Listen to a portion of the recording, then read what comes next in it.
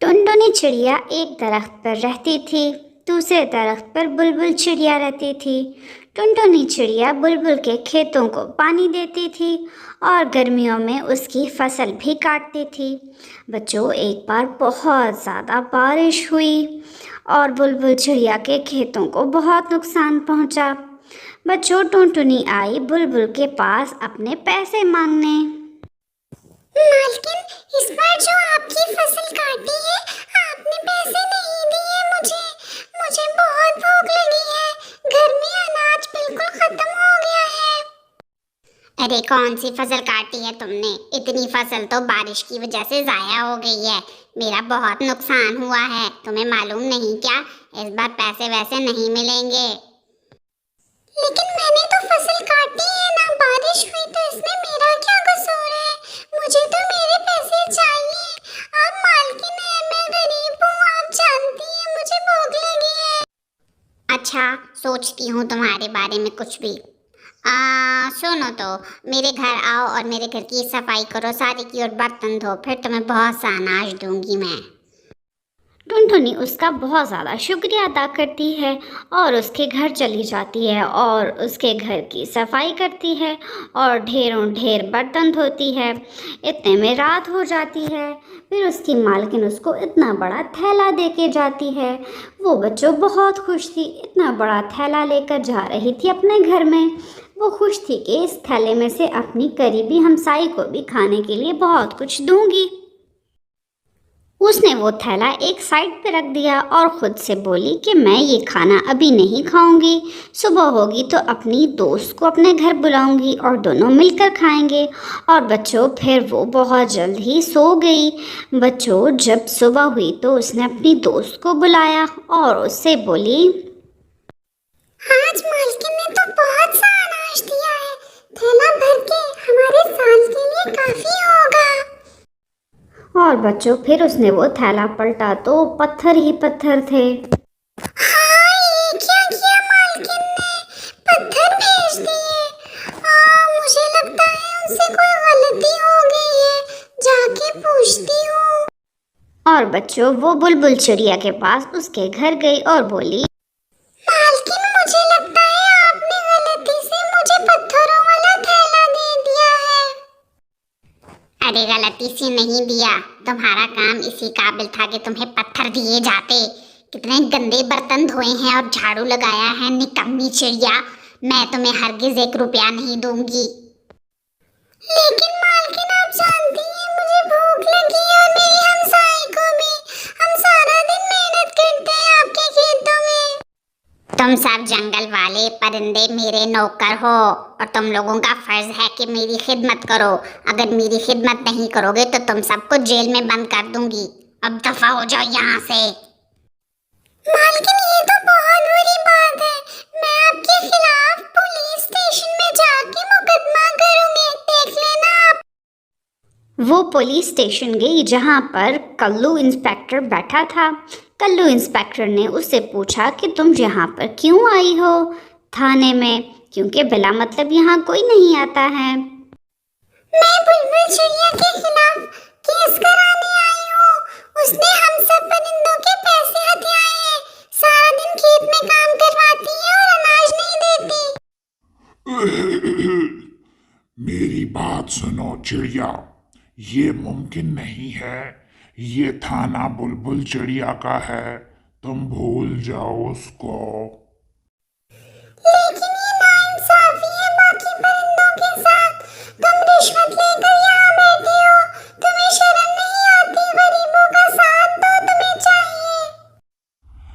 अगर गरीब मुझे महीने के 5 लाख दे दें तो मैं गरीबों का साथ दूंगा, नहीं तो मैं तो साथ दूंगा बुलबुल चिड़िया का। भाई, तुम बहुत बुरे हो। तुम्हें शर्म आनी चाहिए, गरीबों का खून चूसते हुए। तुम्हें बिल्कुल शर्म नहीं। अरे बदतमीज चिड़िया, यहाँ से फौरन चली जाओ, नहीं तो पकड़ के थाने में बंद कर दूंगा और पूरी उम्र गलती सड़ती रहोगी।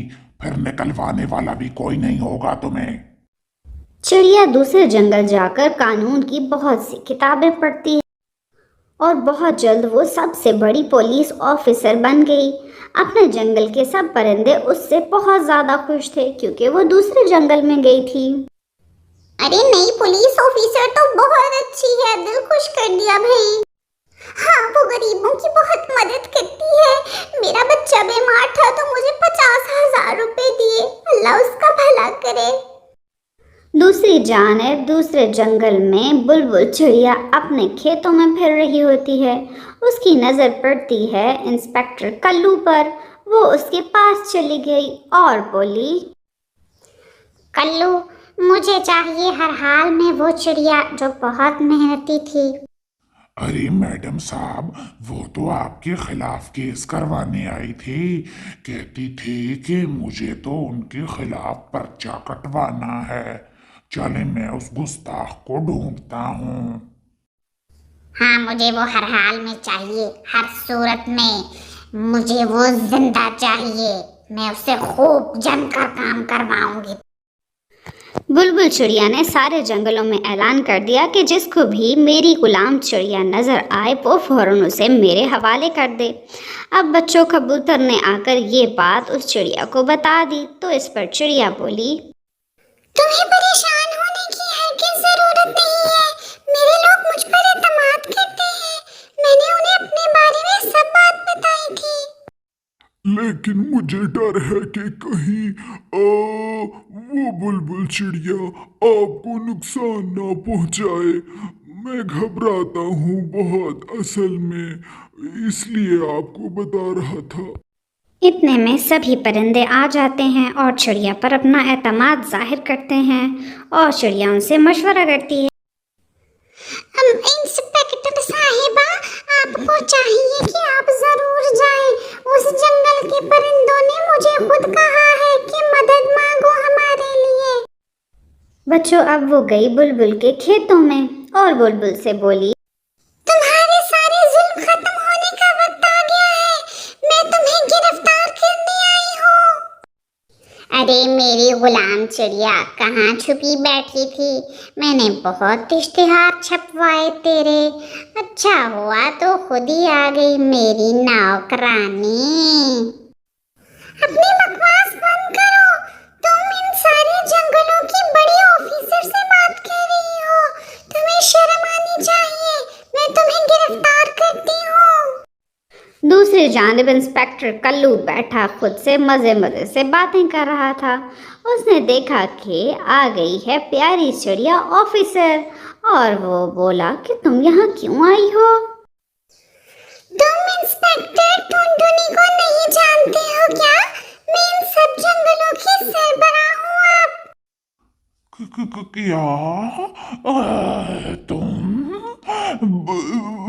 یہ سچ ہے کیا؟